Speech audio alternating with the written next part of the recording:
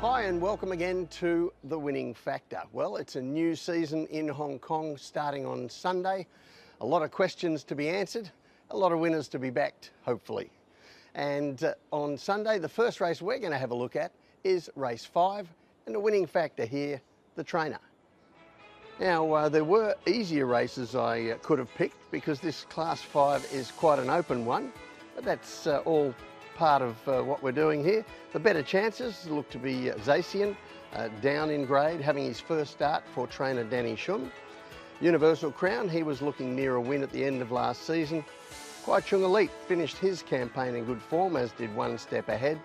And I think One Happy Star also has a chance from an inside draw after not having much luck since dropping down to Class 5. And you can add to that a couple more fringe winning chances in this Class 5, so it's not the easiest of races, an open contest, but it does give me a chance to look at the early season trainers, and that's why I've landed with Danny Shum and Sha Tin. And the first thing that I want to show you is a table that I bring out every year, and this is the early season trainers. And I think it's a good one to have on the first show because it's not just useful for Sunday's racing, but for the first 2 months of the season. I use 145 races. That usually takes us through to the end of October. And there are a number of trainers whose style is to get out and running at the start of the season, and they do it pretty much every year. And if you look at this table, it covers all of our current trainers, and I've shaded the ones who are 10 winners or more in that first 145 races of the season. And over the top, say, 5 trainers during that period, we'll get about 40% of the winners being sent out by their yards. So it's pretty important, this one, just to keep an eye on until we get through to November.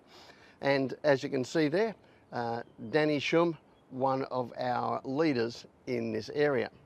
And more than that, Danny Shum has always been a big factor on opening day. He trained a winner with his third runner in a race when he started training 18 years ago, and on opening day he's only failed 4 times to land a blow, training 21 winners in that time at the opening meeting. So he's certainly a man to watch on Sunday. He has a number of good chances, a couple at short odds, but I thought I'd look for Sha Tin as he is at a slightly better price. So let's take a look at how he finished his last campaign, and this is race 819 of last season, and you see him here. He's in dark colours with a white quartered cap from gate 13, Karis Teton aboard here, and Karis has to take him all the way back from that wide draw to avoid being caught wide. Now, as the heat map shows here, not a particularly strongly run race in the early and middle stages, so it wasn't easy to give up such a big start and still be able to get into the finish against what were some quite handy gallopers in Class 4. But you'll see in the home stretch, Sha Tin applies himself well. He strides out strongly, making up good ground on the horses who were fighting out the finish, and ultimately winds up in 5th. Now, as I mentioned, that was Class 4. He now drops into Class 5, and he also has a stable change from Tony Millard to Danny Shum's yard, and that means that he intersects with one of my other favourite factors in Hong Kong racing, and that is the stable transfer.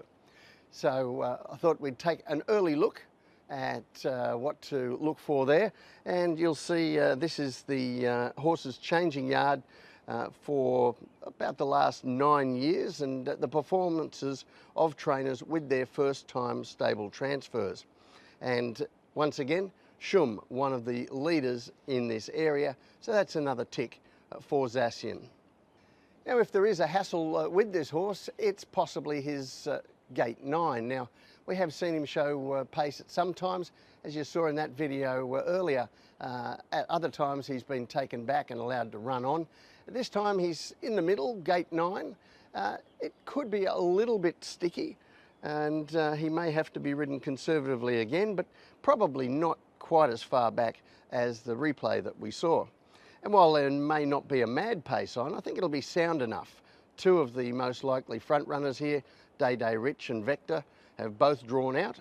And they'll be pressing forward and across the field early, looking to get around one Happy Star who has pace from an inside draw. So there should be enough pressure for a horse like Sha Tin to get into the finish if he is ridden conservatively, and he has Zac Purton aboard to make the on-the-run decisions, and that always helps too.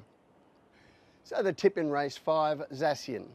His winning factor, the trainer. As we've seen, Danny Shum, a stellar performer in the early stages of each season, a very good performer on the opening day, and Sha Tin down in grade with a stable change to Shum. I think he ticks a lot of boxes here. The other race I want to take a look at is the final race, race 10, and our winning factor here, the map. Now this is a class 2 to end the day, and I see winning chances here for Chad Schofield's mount, E-Star, Highland Fortune from the Francis Law Yard, Regency Bobo, another Shum runner, but I think most punters will centre their thoughts on the chances of Master Montaro and Mr Snowden. And conveniently for us, both of these horses, in fact 5 of the runners from Sunday's race, had their last start in the same event on July 4 over this same 1400 metre distance. So let's take a look at that video, and I want to highlight particularly our key runners, Master Montaro, a middle draw, blue and white colours with a red cap, and Mr Snowden in green and white colours from the outside barrier, who presses forward. Now Master Montaro, he jumps okay, but drifts right back, while Mr Snowden is doing a bit of work from the outside, presses forward, eventually settles second. But on the heat map you can see there was quite a decent speed here through the middle 800 metres. Mr Snowden, he was there part of it all the way, while Master Montaro, he's out the back, keeping his powder dry at the rear. Now in the stretch, Mr Snowden shows great courage after doing that little bit of earlier work. He has to fight off 1 or 2 challenges, but he does so successfully and comes away to win. While Master Montaro, he gives away that big start, keeps finding the line with good purpose, and he's closest on the post, finishing in 3rd place. Now if you're just looking at the simple handicap changes, the weight changes from that race, there is a significant weight turnaround from Master Montaro against the winner there, Mr Snowden.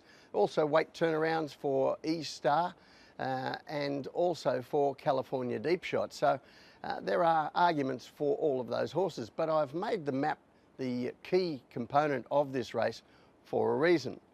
When we take a look at the map, he's drawn low this time, Mr Snowden. He won't have to do that work to get over early, and I expect he's going to get a much cheaper trip this time, either in the lead or sitting just behind Telecom Fighters. And not spending his energy through the middle of the race, I think he'll have even more of a kick when it gets busy in the straight. And he'll certainly need to have more of a kick when we consider those weight changes against him. Meanwhile, Master Montaro, not the best of beginners. He goes to gate 13, and he's almost certainly going to be back in the same place again, giving away a big start. California Deep Shot has an awkward map as well, and I think E-Star likely gives away a start to Mr Snowden as well. So on the map, the one with all the advantages is Mr Snowden. So the tip in race 10, Mr Snowden. His winning factor, the map. Sure, there are some arguments against him, but he is a horse who's only raced twice in Hong Kong so far. I think he still has a little bit of upward scope. He won last time without the favours. He looks like getting all the favours this time. Well, that's it from the winning factor for this week. Looking forward to a great season with you. See you next time.